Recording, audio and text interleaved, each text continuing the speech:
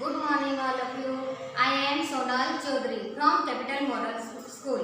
आज हम बच्चों कक्षा नंबर 5 और सब्जेक्ट कौन सा है? हिंदी और यूनिट नंबर 2। हे प्रभु आनंददाता ज्ञान हमको दीजिए। इसके कवि कौन है? लेखक कौन है? राम नरेश त्रिपाठी। बच्चों आज हम यह काव्य है, ये उसकी पढ़ाई करेंगे। हे प्रभु आनंददाता ज्ञान हमको दीजिए, यानी कि यहाँ पे एक बच्चे का चित्र दिखाया गया है। वो बच्चा क्या कर रहा है? प्रार्थना कर रहा है। आपको सभी को पता ही होगा कि हम जब स्कूल आते हैं और प्रार्थना करते हैं, इसी तरह से यहाँ वो बच्चा है, वो प्रार्थना कर रहा है प्रभु से। चलिए देखते हैं। हे प्रभु आनंददाता ज्ञान हमको दीजिए, शीघ्र सारे दुर्गुणों को दूर हमसे कीजिए। लीजिए हमको शरण में, हम सदाचारी बने, ब्रह्मचारी धर्म रक्षक वीर व्रतधारी बने। गत हमारी आयु हो प्रभु लोकम के उपकार में, हाथ डाले हम कभी क्यों भूलकर अपकार में।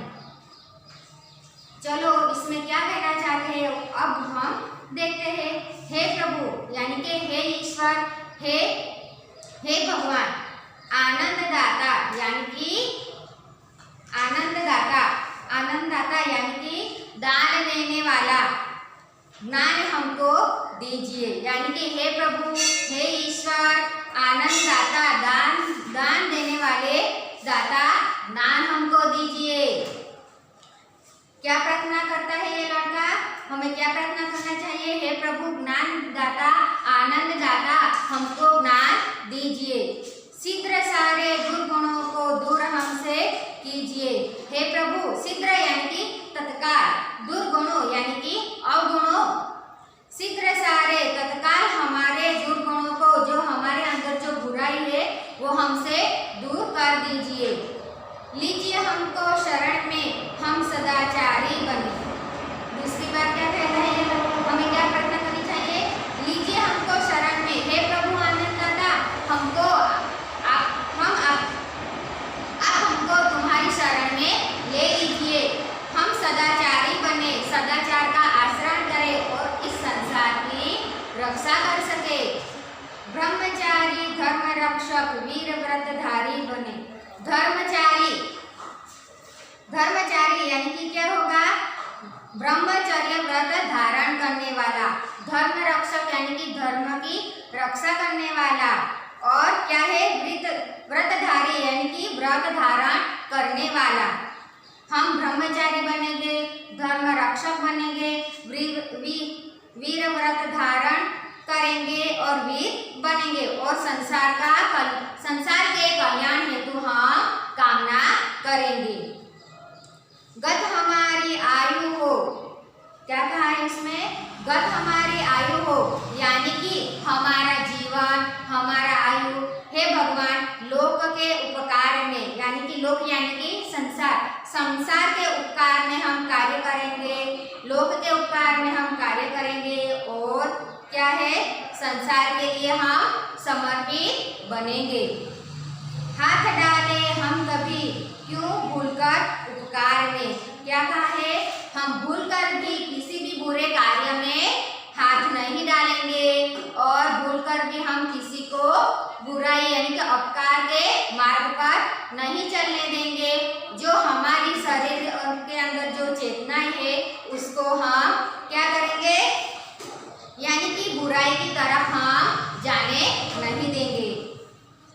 चलो बच्चों अब हम उस काव्य के प्रश्न देखते हैं, स्वाध्याय और अभ्यास।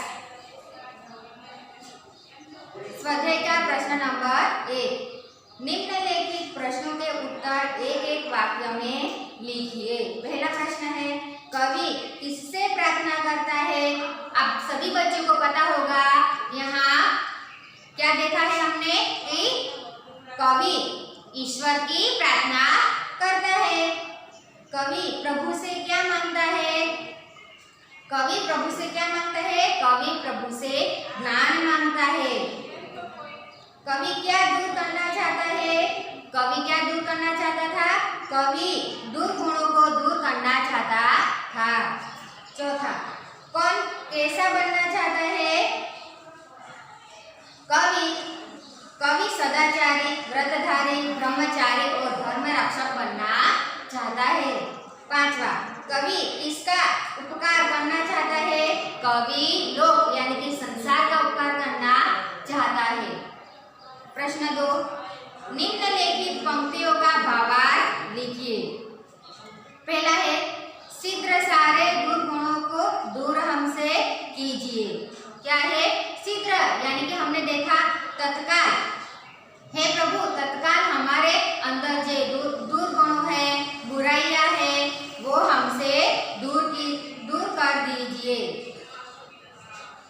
दूसरा, हाथ डाले हम कभी क्यों भूलकर उपकार में। इसका भावार्थ है, हम कभी भी भूलकर बुराई के काम में हम हाथ नहीं डालेंगे। तीसरा प्रश्न, निम्नलिखित काव्य पंक्ति पूर्ण कीजिए। क्या है? यहाँ काव्य पंक्ति दी गई है, उसे हमें पूर्ण करनी है। पहले, लीजिए हमको और बने, यहाँ तक हमें वो काव्य पंक्ति पूर्ण करनी है। लीजिए हमको शरण में, हम सदाचारी बने। दूसरा, गत हमारी उपकार में, यानी कि गत हमारी आयु हो प्रभु लोक के उपकार में। प्रश्न नंबर 4, निम्नलिखित शब्दों के समानार्थी शब्द लिखिए। पहला है आनंद यानी कि प्रसन्न। दूसरा, उपकार यानी कि बुराई। आयु यानी कि उम्र। हाथ यानी कि कर और भुजा भी हो सकता है। प्रश्न नंबर 5, निम्नलिखित शब्दों के विरुद्धार्थी शब्द लिखिए। पहला है ज्ञान, इसका विरोधी क्या होगा? अज्ञान। दूसरा है शीघ्र यानी कि विलंब। तीसरा है दुर्गुण यानी कि सद्गुण। उपकार यानी कि अपकार। प्रश्न नंबर 6, उदाहरण के अनुसार काव्य में से समान प्रास वाले शब्द की जोड़ बनाइए। यहाँ पहला उदाहरण दिया गया है सदाचारी जैसा दूसरा प्रास वाला शब्द कौन सा है? ब्रह्मचारी। अब हम शब्द प्रास वाले शब्दों को जोड़ेंगे। व्रतधारी, उसका क्या आएगा? ब्रह्मचारी। कीजिए, इसका क्या आएगा? लीजिए। और तीसरा है उपकार यानी कि अपकार।